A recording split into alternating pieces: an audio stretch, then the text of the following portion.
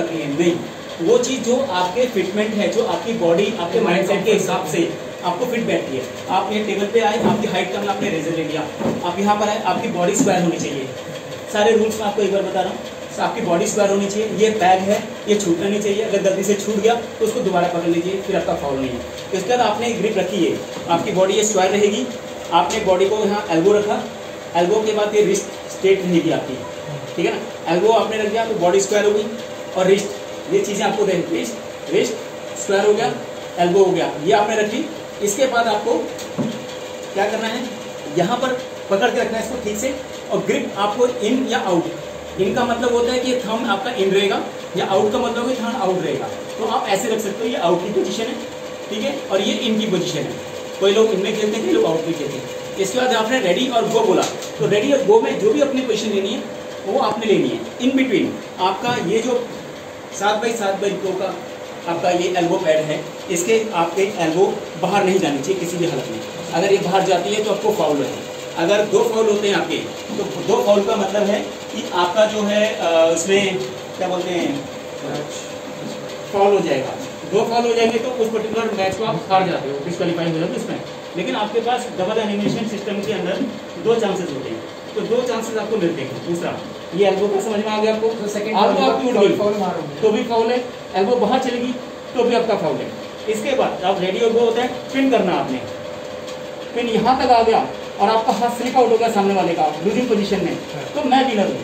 अच्छा, मैं विनर हूँ। अगर इसका टच भी नहीं हुआ लेकिन उसने हाथ छुड़ा लिया वहाँ से, रेफरी को लगा उसने इंटेंशनली हाथ छुड़ाया है, तो आप विनर हैं, नो वैल्यू, ठीक है ना। यहाँ अगर पिन करने के बाद, पिन करने के बाद आपका यहाँ पर पिन करना जरूरी है।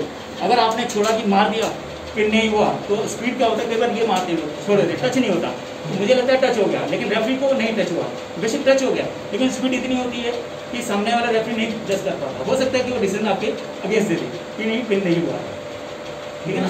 उसमें फिर रिमैच होता है, फिर या आप ऑब्जेक्शन करोगे, अगर उसको ऑब्जेक्शन में फिर पैसे भरोगे आप, उसमें देखोगे अगर पिन हो गया तो आपके फेवर में नहीं हुआ तो फीस जब्त हो जाएगी, आगे बढ़ जाएंगे। दूसरी बात होती है कि जब मैं स्लिप आउट का बता रहा हूँ, जब आप यहाँ से स्लिप आउट ऐसे करते हो तो ये कीजिएगा, इन एनी पोजीशन 45 डिग्री के इधर आ जाता है या कुछ आ जाता है इस पोजीशन पे, तो इन एनी पोजीशन हाथ छूटता है तो आप लूजर हो। इन एनी पोजीशन यहाँ से, क्योंकि आप कमबैक नहीं कर सकते, वो चीज़ अलग होती है कि आप उसको ऐसे कर रहे हो, 5 दे रहे हो, छोड़ना नहीं है, ठीक है ना, तो वो सब चीज़ें होती है। तो ये सब चीज़ें आपने नहीं करनी है, स्लिप आउट नहीं करना, उसको 5 देनी है, ठीक है ना, ये सब चीज़ें। दूसरा, ये जो पैड होता है जब तक टच ना हो जाए, रेफरी इसको स्टॉप ना कर दे तब तक नहीं करना। अगर आप विनर होते हो तो रेफरी इमीडिएटली स्टॉप करता है आपको, उसको स्टॉप करने के बाद आपका वो विनर करेगा आपको, ठीक है ना। तो ये आपको ध्यान में रखना है जब तक पिन ना हो। फाउल्स का आपने 30 सेकेंड में आमने सामने खेल रहा हूँ, 30 सेकेंड की सेल्फ ग्रिप होती है कि जहाँ हम दोनों खिलाड़ी म्यूचुअल अंडरस्टैंडिंग से ग्रिप ले लेते हैं, रेफरी रेडी और वो करते हैं। लेकिन अगर 30 सेकेंड खत्म हो जाते हैं उसके बाद आपका रेफरी ग्रिप होता है। रेफरी ग्रिप में क्या होता है कि आपकी बॉडी स्क्वायर, नो मूवमेंट, पैर पकड़ लिया आपने, रिस्ट में नो मूवमेंट, आपने जो भी पोजीशन लेनी है। इसके बाद रेफरी फिंगर बोलेगा, आपसे पूछेगा थंब सिन हो गया, इन एंड आउट पूछेगा, इन एंड आउट हो गया, फिंगर रखी आपने और यहाँ से जरा सा हिला दिया आपने फिंगर, तो फाउल है, उसके अंदर कोई चांस नहीं है आपके पास। रेफरी ग्रिप के अंदर आपके पास कोई एक्सक्यूज नहीं है, कोई चांस नहीं है, आपको फाउल ही मिलेगा। इसके बाद क्या होगा कि रेफरी ग्रिप के अंदर नॉर्मली आपको क्विक एक्शन लेना है, रेडी और गो।